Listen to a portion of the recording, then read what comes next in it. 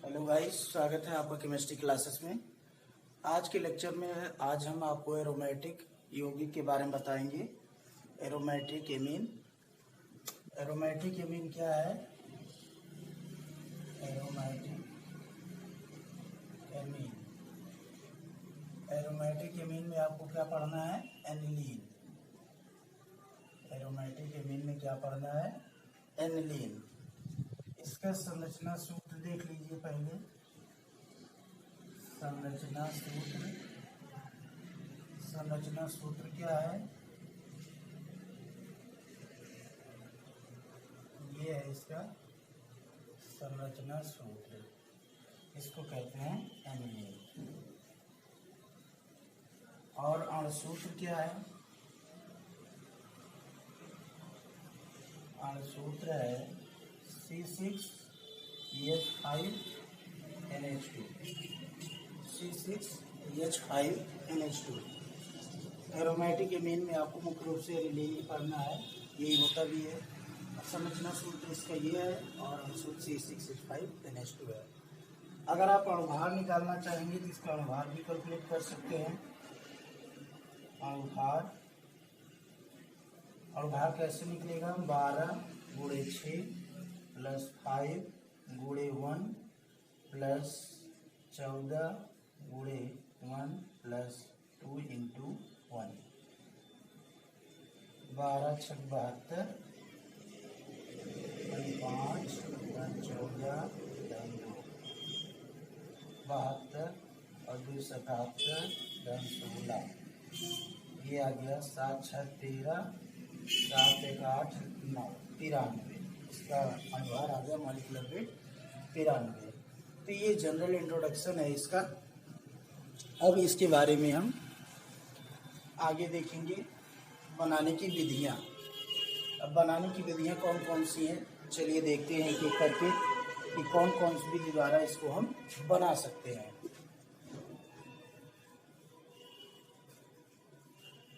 पहली विधि देखिए बनाने की, प्रयोगशाला विधि। प्रयोगशाला विधि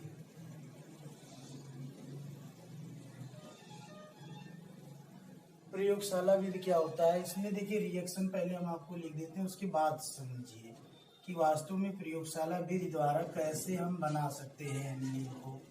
ये आपका है नाइट्रोबेंजीन। इसका नाम क्या है? नाइट्रोबेंजीन। इसको हम टिन, एसियन और एससीएल इसके साथ गर्म करेंगे। अब इसमें नोट करने वाली बात ये है कि ये जो टिन और एसियन लग रहे हैं ये अपचायक के रूप में कार्य करते हैं। अपचयन कैसे होता है? देखिए यहाँ पर 4 लगा देंगे, ये बन जाएगा SnCl4 और प्लस 4H नवजात हाइड्रोजन। हमने आपको नवजात हाइड्रोजन के बारे में बताया, किसी रासायनिक अभिक्रिया में तुरंत निकला हुआ हाइड्रोजन क्या कहलाता है? नवजात हाइड्रोजन कहलाता है।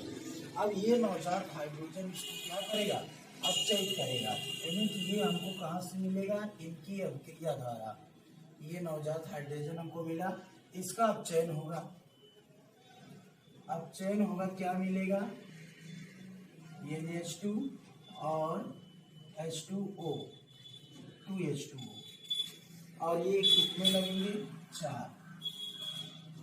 देखिए बन गया। यही आपकी प्रयोगशाला विधि है। इसका नाम क्या है? एनिलीन। यही एनिलीन हमको बनाना था। एनिलीन प्राप्त हो गया। अब इसको अपने शब्दों में लिखना कुछ करना नहीं है। देखिए बहुत ही इजी होता है। जैसे आपने रिएक्शन तो लिख लिया, तो आपको करना क्या है? इसी को अपने शब्दों में लिख दीजिए।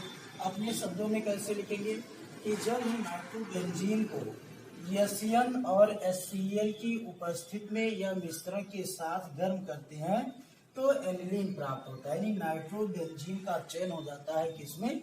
एनिलीन में। और जो ऑक्सीजन है वो जल के रूप में H2O के रूप में हट जाता है या निकल जाता है। फिर से समझिए, ये प्रयोगशाला विधि क्या है कि नाइट्रोबेंजीन को टिन और HCl के साथ मिलाकर गर्म करने से इसका अपचयन हो जाता है, जिससे में क्या प्राप्त होता है? एनिलीन। और ये देखिए ये जो लगाया गया इसकी क्रिया क्या है, ये देखिए ये दोनों क्रिया करके क्या बना रहे हैं, नवजात हाइड्रोजन और CH4।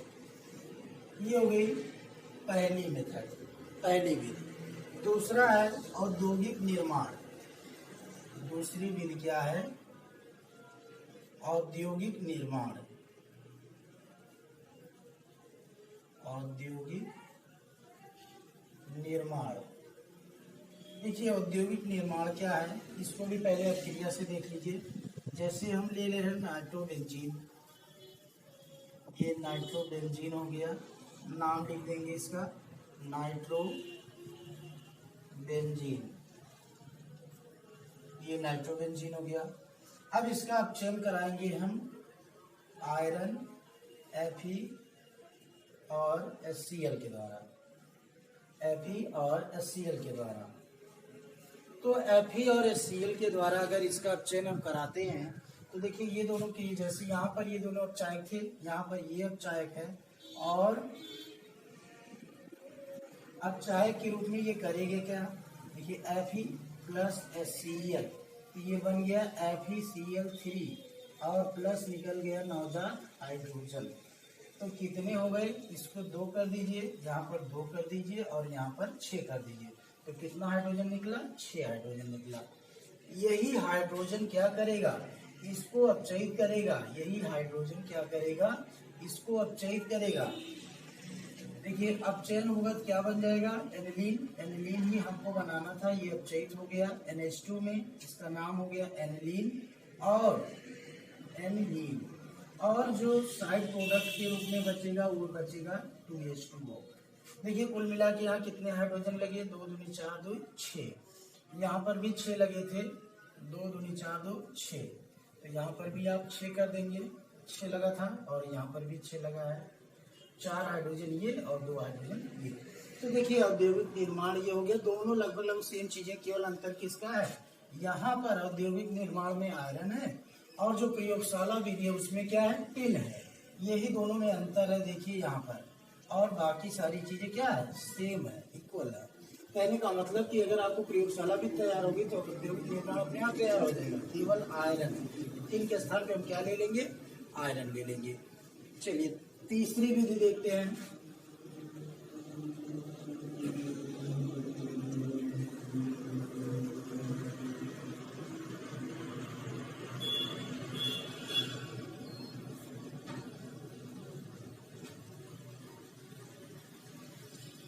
तीसरी विधि है क्लोरोबेंजीन से।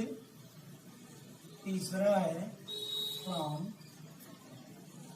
Chlorobenzene, from chlorobenzene. तीसरी क्लोरोबेंजीन से है। कैसे बनेगा, सबसे पहले हम क्लोरोबेंजीन का अणुसूत्र लिख लेते हैं, संरचना सूत्र। ये क्लोरोबेंजीन हो गया, क्लोरोबेंजीन।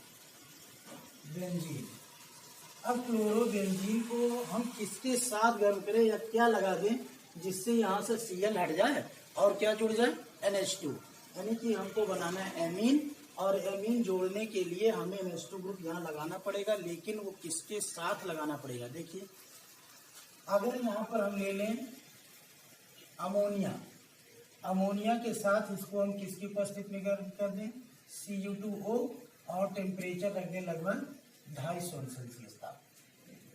अगर हम अमोनिया के साथ क्लोरोबेंजीन को गर्म कर दें Cu2O, तो ये बन जाता है एनिलीन NH2 और निकल के आ जाएगा HCl। इसका नाम लिख देंगे अमोनिया। और ये देखिए क्या है, उत्प्रेरक है Cu2O, ये टेम्परेचर है, ये आपको जो मेन प्रोडक्ट बनाना था एनिलीन है, और ये HCl साइड प्रोडक्ट है। तो देखिए क्लोरोबेंजीन से भी बन गया, बहुत ही आसान है क्लोरोबेंजीन से बनाना। तो क्लोरोबेंजीन को हम क्या करेंगे, अपने शब्दों में इसको लिख देंगे, कुछ करना नहीं है। क्लोरोबेंजीन को अमोनिया के साथ Cu2O की उपस्थिति में 250 सेल्सियस ताप पर गर्म करने पर एनिलीन प्राप्त होता है। यही बनाने की कंप्लीट विधि हो गई। इसी को आपको क्या करना, अपने शब्दों में लिख देना, उसके बाद अब क्रिया दे देनी है। चलिए अगला देखते हैं फिनाल से। चौथी विधि क्या है, फिनाल से। फिनाल से अब फिनाल से कैसे बनाएंगे? सबसे पहले बनाने के लिए तो आपको अणसूत्र याद होना जरूरी है। अणसूत्र कैसे याद करेंगे? फिनाल कई बार आ चुका है, फीन प्लस ऑल, ये है फिनॉल, ये फिनाल है। फिनाल को हम अमोनिया के साथ ZnCl2 की उपस्थिति में 300 अंश सेल्सियस ताप पर गर्म कर देंगे। 300 अंश सेल्सियस ताप पर गर्म कर देंगे तो क्या बन जाएगा? एमीन बन जाएगा और H2O निकल जाएगा, यानी कि ये एनिलीन हो गया और ये वाटर मॉलिक्यूल, वाटर मॉलिक्यूल हो गया और ये एनिलीन हो गया, लाल हो गया, अमोनिया हो गया। केवल कंडीशन आपको याद रखना है कि ZnCl2 एनहाइड्रस होना चाहिए, सूखा होना चाहिए। 300 सेल्सियस ताप पर लगाएंगे तो ये वाटर मॉलिक्यूल को एब्जॉर्ब कर लेगा और जो NH2 ग्रुप है वो बेंजीन रिंग से जुड़ जाएगा। चलिए अगला देखते हैं, पांचवी विधि।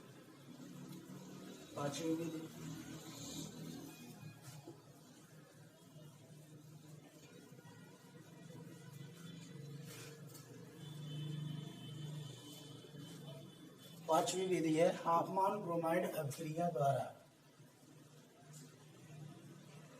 हाफमान ब्रोमाइड अभिक्रिया द्वारा। ये अभिक्रिया आप पढ़ चुके हैं इसके पहले। हाफमान ब्रोमाइड अभिक्रिया क्या होता है?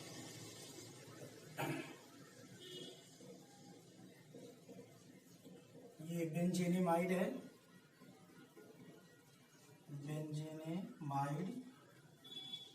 और इसको हम ब्रोमीन के साथ KOH लगा देंगे,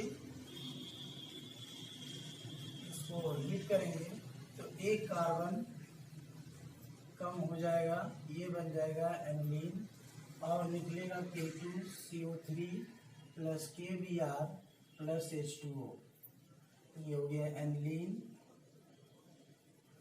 अब देखिए यहाँ पर 4 के था तो यहाँ पर कितना कर देंगे? 2। ब्रोमीन 2 हो गया, 4 के पोटेशियम हो गया, हाइड्रोजन देखिए 4 था तो 4 हाइड्रोजन यहाँ पर कर देंगे 2। ऑक्सीजन देखिए एक यहाँ था, एक यहाँ था, 2 ऑक्सीजन हो गया, बैलेंस हो गया। और इसको लिख देंगे ब्रोमीन वाटर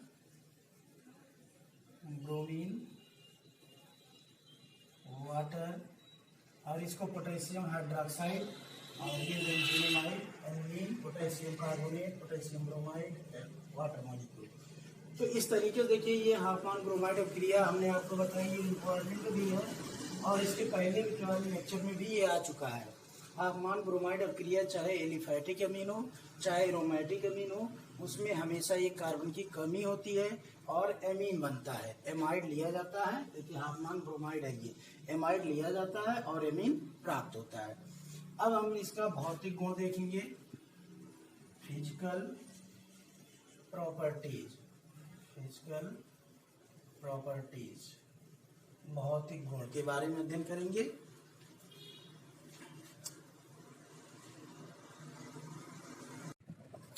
चलिए फिजिकल प्रॉपर्टी देखते हैं, भौतिक गुण। इसके भौतिक गुण क्या क्या है? पॉइंट वाइज देखिए। पहला भौतिक गुण क्या है इसका कि शुद्ध अवस्था में एनिलीन एक रंगहीन द्रव है। कुल मिला के बस इतने आपको है, ये क्या है? एक रंगहीन द्रव है शुद्ध अवस्था में। क्वथनांक, इसके पहले भी हम आपको बताएं, क्वथ माने क्या होता है? उबलना।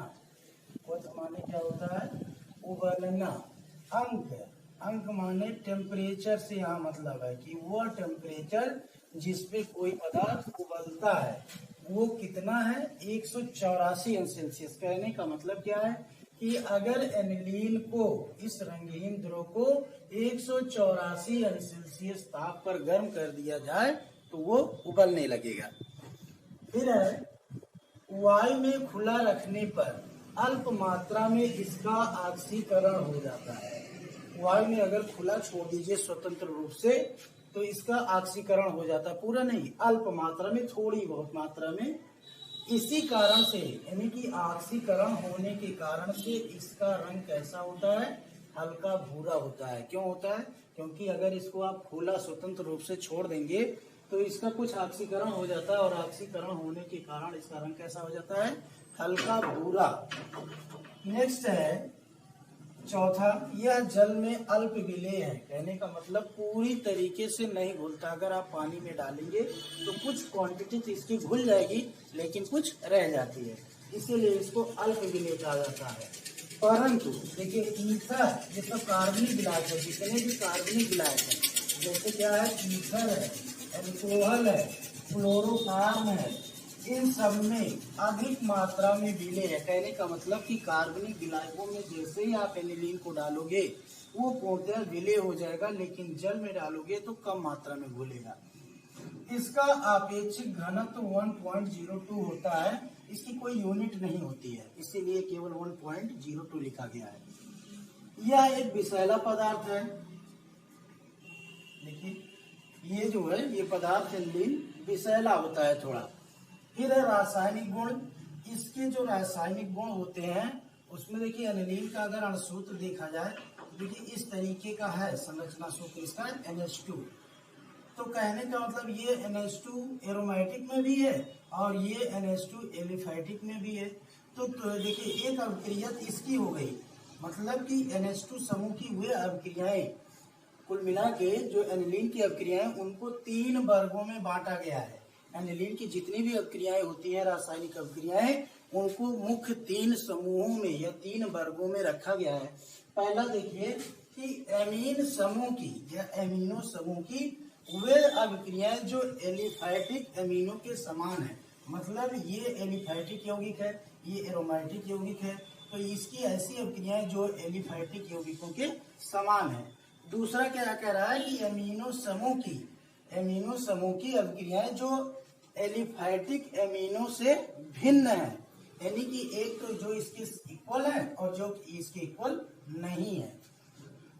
और तीसरा क्या है, नाभिक की प्रतिस्थापन अभिक्रियाएं, जैसे ये आर्थो, मेटा, पैरा, ये सारी चीजें की जो अभिक्रियाएं होती हैं वो नाभिक की प्रतिस्थापन अभिक्रियाएं कहलाती हैं।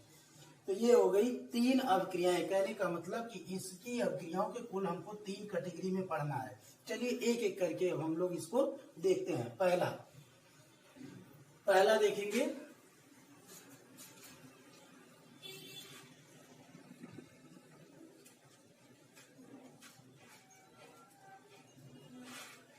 पहली अभिक्रिया यही होगी, यानी कि एमिनो समूह की हुई अभिक्रियाएं जो एलिफैटिक एमिनो के समान है। तो इसमें पहला बेसिक कैरेक्टर,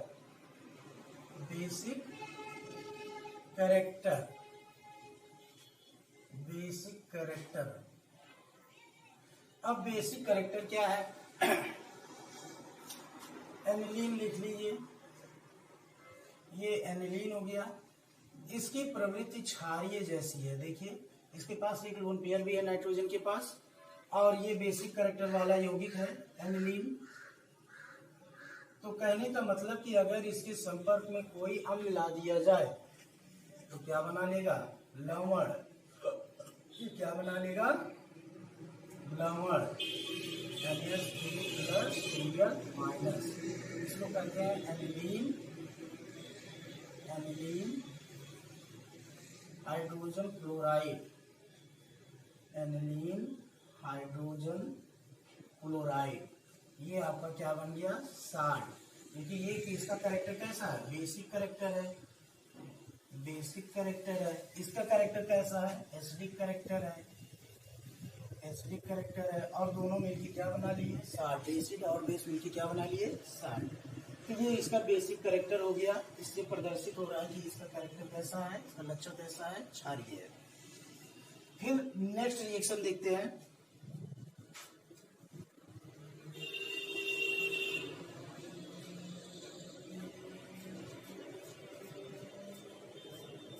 नेक्स्ट है एल्कलीकरण।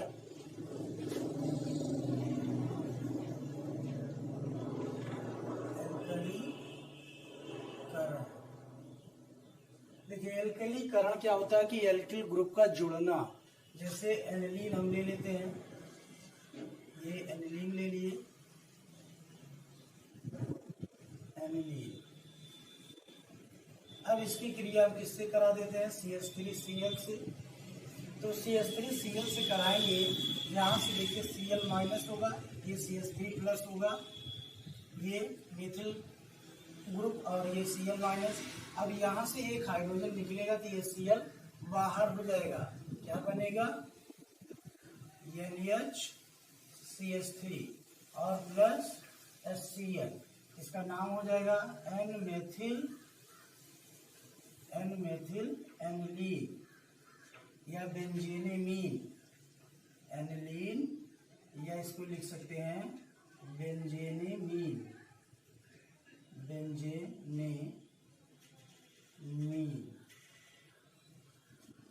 ये। और फिर मान लीजिए अगर मेथिल क्लोराइड को हम बढ़ा देते हैं, मेथिल क्लोराइड या क्लोरोमेथिल इसको कह सकते हैं, और लगा देते हैं, तो स्टेप बाय स्टेप क्या होगा कि ये जो मेथिल ग्रुप है वो हाइड्रोजन को प्रतिस्थापित कर देगा। ये है, इसमें CH3Cl फिर ले लेते हैं, तो ये बन जाएगा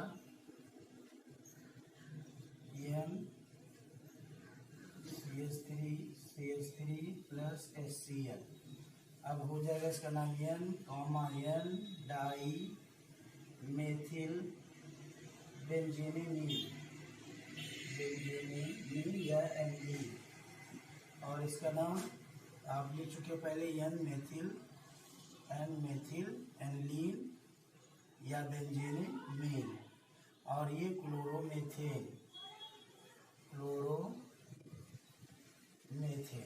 तो देखिए इस प्रकार से जितने भी हाइड्रोजन है वो स्टेप बाय स्टेप क्या करेंगे, सब्स्टिट्यूट हो जाएंगे, प्रतिस्थापित हो जाएंगे, और आपको नया नया उत्पाद मिलता जाएगा। फिर नेक्स्ट कैरेक्टर, चलिए अगला देखते हैं हम, अगली प्रॉपर्टी, केमिकल प्रॉपर्टी के बारे में।